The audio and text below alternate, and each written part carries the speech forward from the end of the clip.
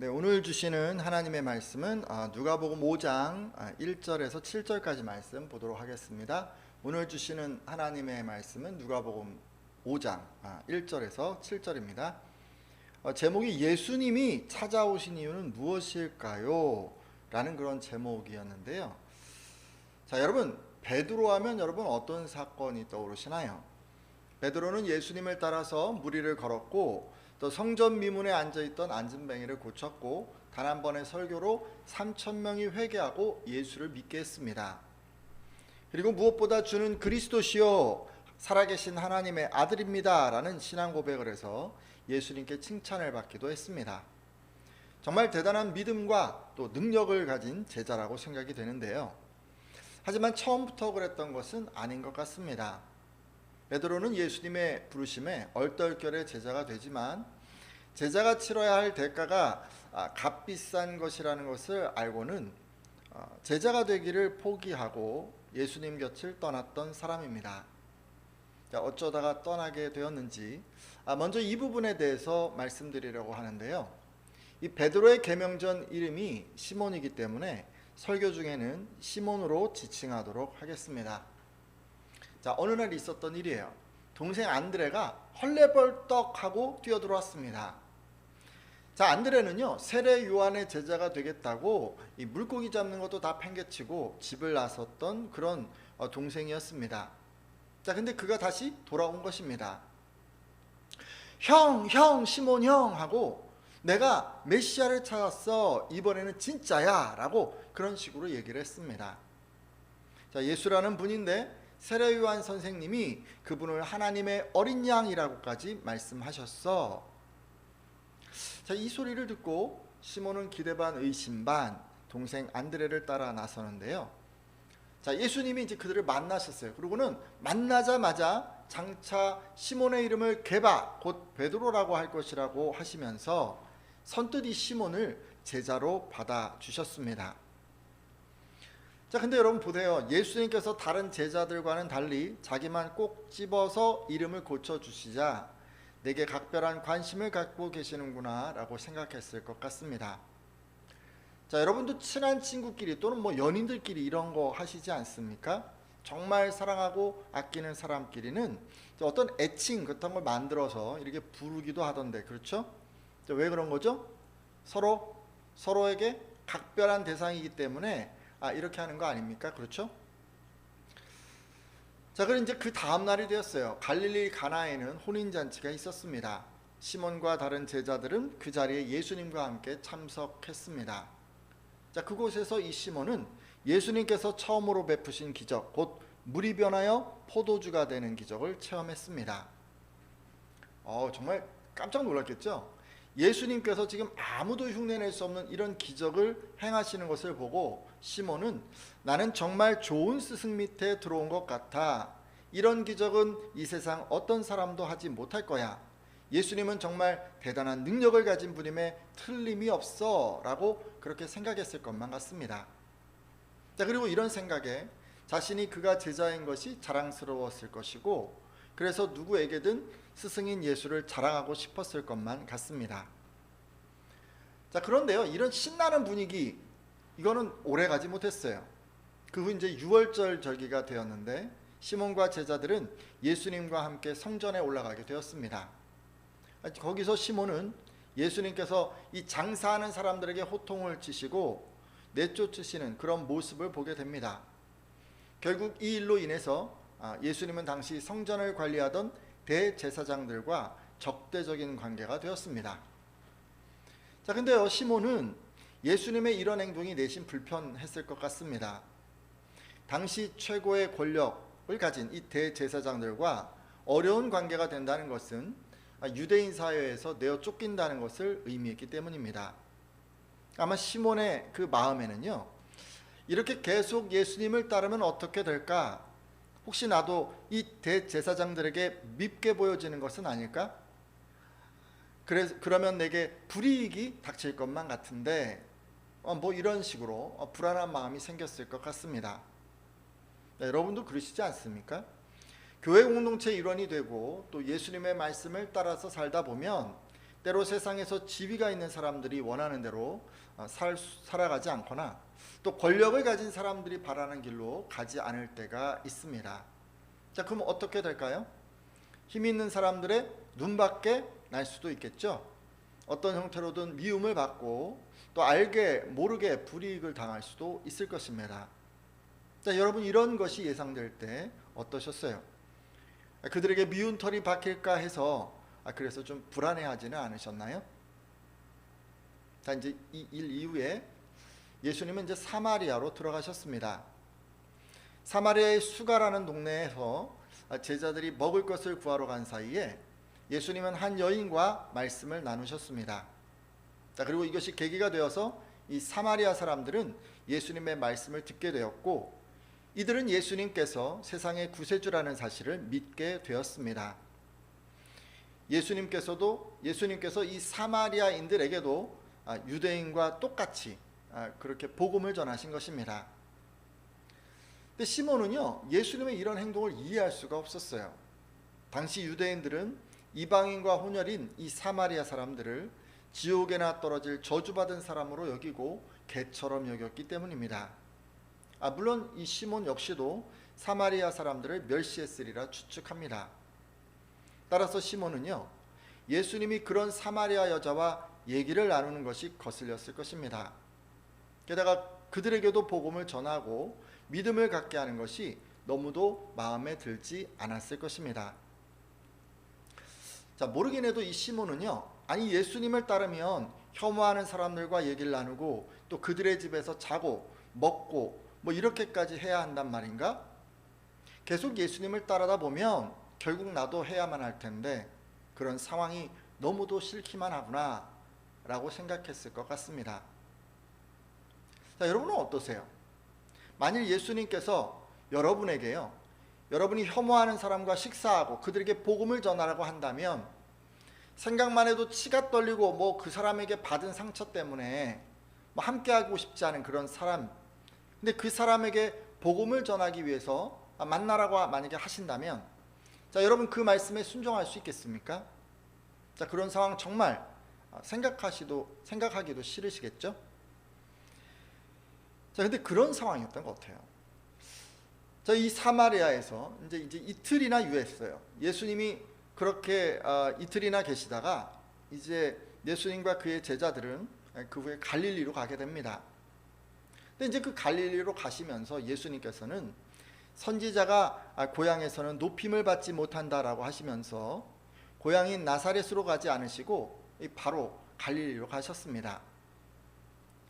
자, 이런 예수님을 보고 시몬의 갈등은 더욱 깊어만 갔을 것 같습니다. 자, 온 세상 사람들에게 존경받는 분이라 생각해서 지금 따라왔는데 정작 예수님은 자기 고향에서도 인정받지 못하는 사람이었기 때문입니다. 자신도 예수님처럼 고향에 두고 온 가족들과 친구들과 지인들과 불편해질 수도 있다고 생각하니까 이 시몬은 더 이상 예수님을 따르고 싶지 않았을 것 같습니다. 네, 여러분도 좀 비슷한 마음 아니신가요? 예수님을 믿으면 이제 우리가 이런 거 기대하잖아요. 세상 사람들에게 인정받고 또 뭐 불편했던 이런 인간관계에 있다면 그런 것들이 좀 편안해지기를 원하지 않습니까? 그런데 오히려 예수님을 믿은 것 때문에 가족을 비롯한 주변 사람들과 불편해진다면 여러분 예수님의 제자 되는 게 좀 주저되지 않을까요?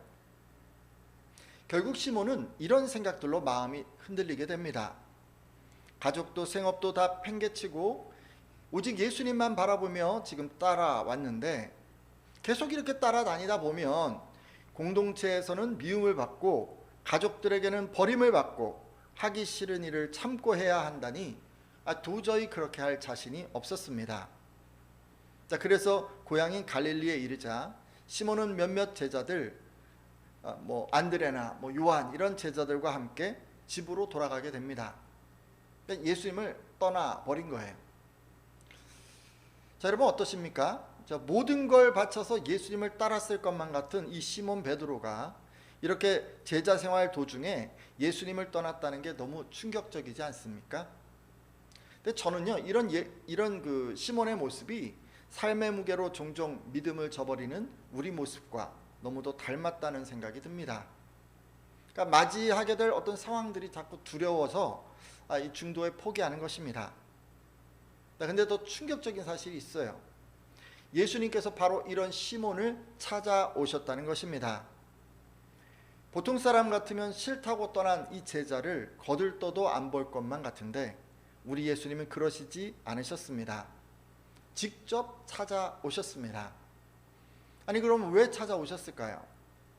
예수님을 떠난 이 시몬은 집으로 돌아와서 다시 일상으로 돌아갔습니다. 예수님을 따르느라 지난 8개월간 집을 비웠기 때문에 시몬의 집에는 해야 할 일들이 잔뜩 밀려 있었을 것입니다. 무엇보다 고기를 잡지 않았기 때문에 당장 먹을 것이 없었을 것 같습니다. 그래서였을까요? 집으로 돌아온 시몬과 그의 형제들은 가장 먼저 고기를 잡으러 나섰습니다. 그리고 이제 나가서 평소처럼 그물을 내렸습니다. 근데 이상한 일이 생겼어요. 물고기가 안 잡히는 것입니다. 분명 이 시간에 이 장소에 그물을 내리면 고기가 잡혀야 하는데 한 마리도 안 잡히는 것입니다.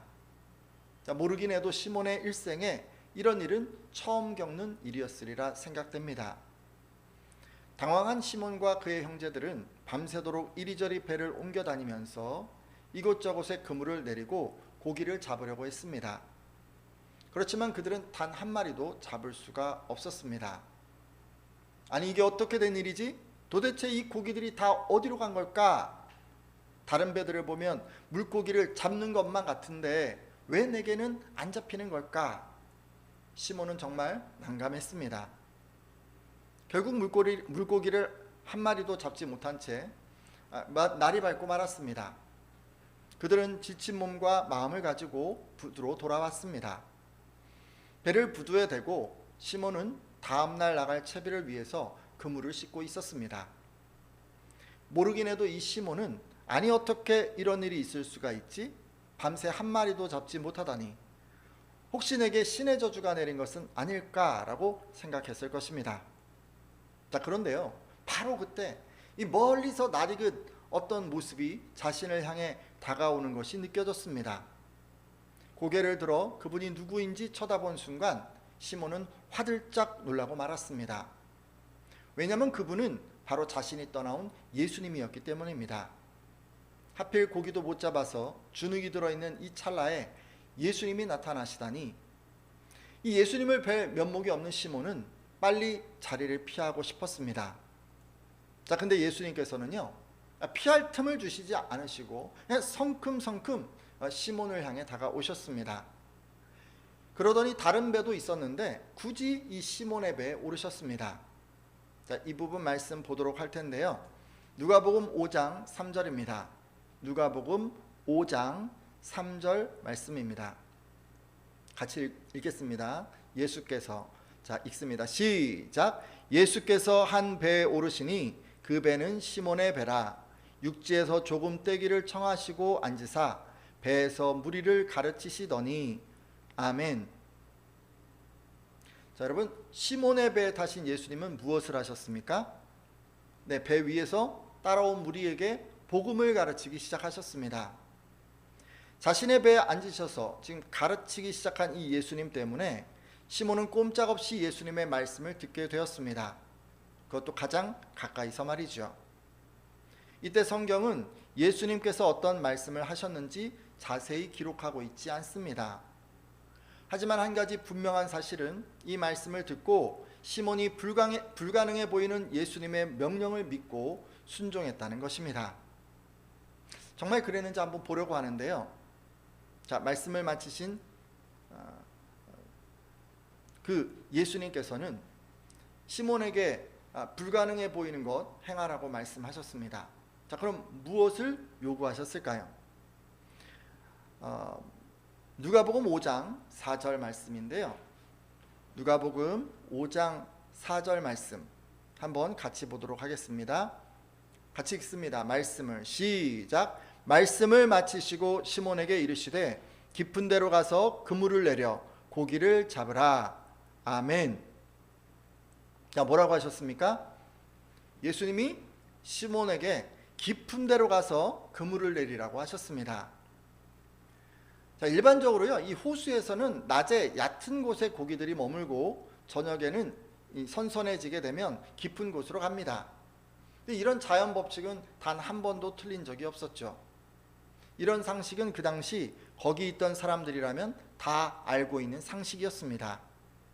그런데 예수님께서는 지금 아직 해가 떠 있는 이런 대낮에 도무지 물고기가 없을 것으로 여겨지는 그 깊은 곳에 그물을 내리라고 말씀하셨습니다.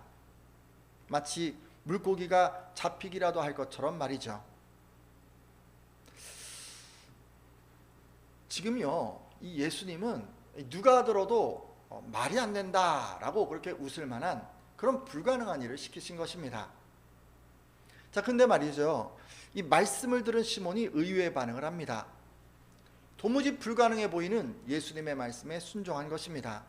누가복음 5장 5절에서 7절 말씀입니다. 누가복음 5장 5절에서 7절 말씀인데요, 좀 긴데요, 우리 같이 한번 읽도록 하겠습니다. 시몬이 대답하여, 같이 읽습니다. 시작. 시몬이 대답하여 이르되 선생님, 우리들이 밤이 새도록 수고하였으되 잡은 것이 없지만은 말씀에 의지하여 내가 그물을 내리리이다 하고 그렇게 하니 고기를 잡은 것이 심히 많아 그물이 찢어지는지라. 이에 다른 배에 있는 동무들에게 손짓하여 와서 도와달라 하니 그들이 와서 두 배의 채움에 잠기게 되었더라. 아멘. 자, 지금 시몬이 뭐라고 했습니까? 말씀에 의지하여 그물을 내리겠다고 합니다. 그리고 그 결과 엄청난 고기를 잡았습니다. 지금 얼마나 많이 잡혔든지 지금 그물이 찢어지기까지 했다고 합니다. 결국 시몬은 혼자서는 그 많은 고기를 다 거둘 수가 없어서 다른 배에 있는 친구들까지 동원해야 했습니다. 그래서 그 두 배가 가득 잠길 정도로 한가득 고기를 잡았습니다. 지금까지 여러분, 시몬이요, 예수님을 떠났었다는 말씀을 쭉 들으셨는데, 자, 그럼 여러분 한번 생각해 보세요. 예수님께서 지금 시몬을 찾아오셨잖아요. 그러면 예수님이 찾아오신 이유는 무엇이었을까요? 자, 표면적으로 보면 그런 것 같아요. 기적을 사용해서 시몬의 생계 문제를 해결해 주시려는 것처럼 보입니다. 하지만 실제로는 이 순종을 통해서요, 기적을 체험하게 하시려는 것 같습니다. 그렇지 않습니까? 이 예수님이 지금 시몬에게 기적을 체험하게 하려고 오신 것 같아요. 그러니까 평상시 같으면 잘 잡히던 물고기를 단 한 마리도 못 잡게 하신 것이죠. 자, 여러분도 이런 저의 생각에 동의하시나요? 자, 오늘 말씀 이제 맺고 기도하려고 합니다. 자, 여러분, 오늘은요, 이 말씀을 통해서 우리가 한 세 가지 정도를 알 수가 있었어요. 자, 먼저 예수님께서는 자신을 버리고 떠난 사람이라고 할지라도 찾아오신다라는 것을 알게 되었습니다. 이것이 우리에게 은혜인 것 같아요. 우리도 시몬처럼 힘 있는 사람들의 눈밖에 나서 불이익을 당할까 주저하고, 또 하기 싫은 일을 해야 하고 만나고 싶지 않은 그런 사람을 만나야 해서 피하기도 하고, 또 주변 사람들과 불편해질까 하여 눈치를 살피기 때문입니다. 하지만 그럼에도 찾아와 주시는 예수님이 너무도 고맙기만 합니다. 따라서 혹여 예수님 곁을 떠나 있는 분 계시다면 이 시간 돌이켜 주시고 예수님께서 여러분의 삶의 자리에도 찾아와 달라고 기도해 주십시오. 또 예수님의 말씀을 들을 때 믿음이 생겨난다는 것을 알게 되었습니다. 시몬은 자신의 배에서 예수님이 말씀을 마치실 때까지 들었습니다. 여러분, 믿음은요, 내가 원하는 만큼 듣는 게 아니에요. 예수님이 원하시는 만큼 들어야 생기는 거예요. 그리고 생업의 현장에서, 또 내가 실패한 그런 현장에서 들어야 생기는 것 같습니다. 혹여 그간 말씀 듣는 것 등한히 했던 분들 계시다면 돌이켜 주시고, 이후로는 믿음은 들음에서 나며 들음은 그리스도의 말씀으로 말미암았느니라 라는 말씀에 의지해서 예수님이 원하시는 만큼 나의 삶의 자리에서 말씀을 듣겠습니다. 그러니 내게도 믿음을 더해 주십시오 라고 이렇게 기도해 주십시오. 자, 그리고 여러분, 순종할 때 기적이 일어난다는 것도 알게 되었습니다. 따라서 예수님이 말씀하시면 그것이 무엇이든지 나의 이성과 논리와 자연 법칙과 세상의 상식에서 벗어나도 순종하겠다고 결단해 주십시오.